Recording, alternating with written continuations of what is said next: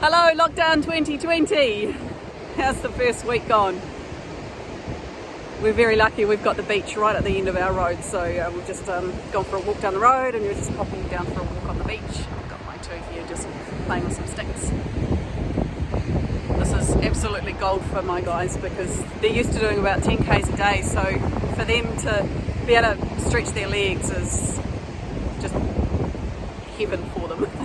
I appreciate most of you probably don't get this opportunity, so we are not resting on our laurels as far as knowing that we're very lucky to have this here, and you know how long we have this for, who knows. What I wanted to have a chat to you today about is frustration.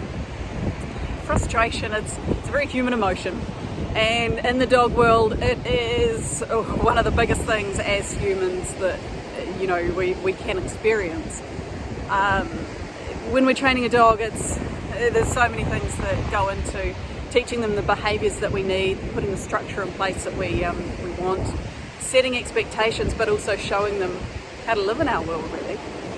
But frustration, it comes with the territory if we don't keep ourselves in check. And what I mean by that is if we don't acknowledge what's going on, we don't keep our own energy calm, ourselves really centered, and look at frustration as an opportunity to go, okay, there's something going on here, then all we will experience is frustration. So try to turn things on their head.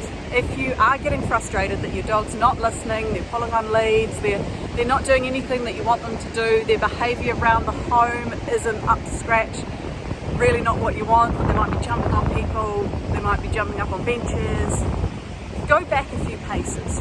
Look at what they're doing when they're not listening to you, when they're blowing you off, when they're being stubborn, when their ears are painted on, and all of these, they're all phrases that I've heard along the way. But we need to stop, breathe first of all, especially if they are providing that level of frustration, and look at the scenario and ask yourselves a couple of key questions.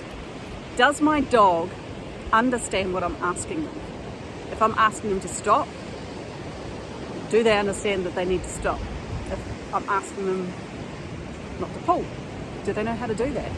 Have we gone back and shown the dog the behaviour that is expected of them?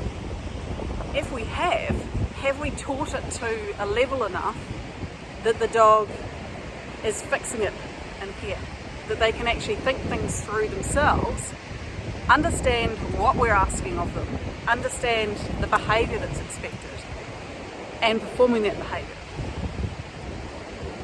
If we have taught all that, the next thing is, do they think they have a choice? Sometimes we give a dog choice by not following through on our requests quick enough. So if we're asking a dog to sit, they might think, oh yeah, I can sit on the fifth go. You don't really mean it on the first.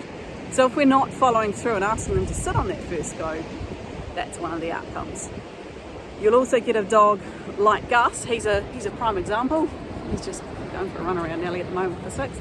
He's a prime example of a dog that needs very, very clear guideline, structure, balance around him. If he's given any little millimetre that he thinks he has a choice, he's going to take it. So I have to be very, very clear on my boundaries with Gus.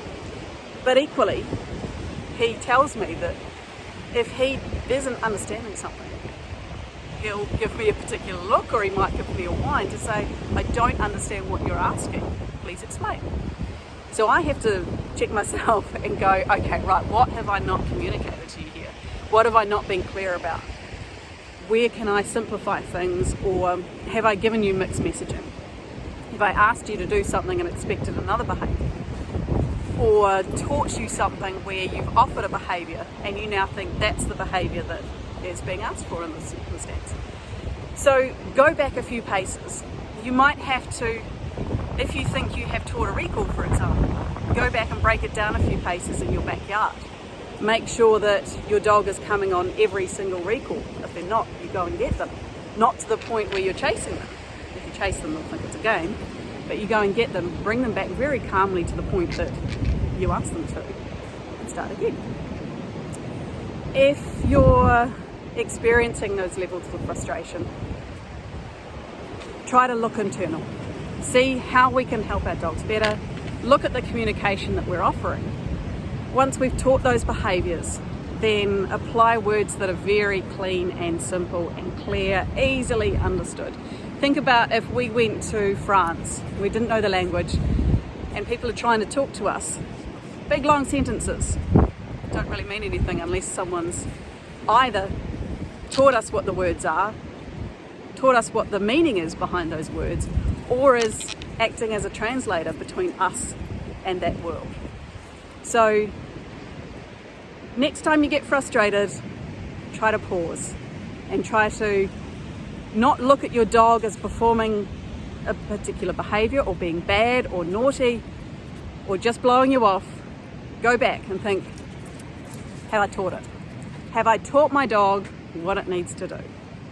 Break down those behaviours, go back a few more paces, apply the word at the right time to those behaviours, and then try to put it together. Good luck. Stay safe, stay happy, be kind to your friends and family.